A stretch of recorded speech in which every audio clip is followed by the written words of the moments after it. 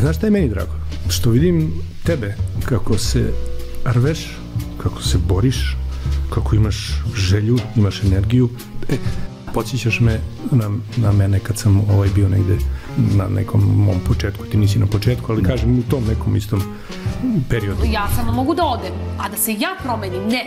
Gledalci me ovako hoće i ko hoće ovako, može ovako. Jer upravo takva Jovana je kraljica srpskih medija. Ti imaš negde u sebi taj crv da radiš ovo. Takva Jovana, da je drugačija dlaku.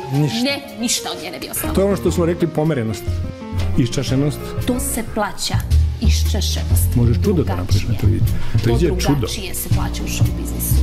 Kliše, dabice, mamine čerkice, tatine princezice. What the fuck about tatine princeze? Preko rodbinskih i drugih veza da dođeš do posle. To je atrakcija da radiš na televiziji. To obavezno, sve si pogodio.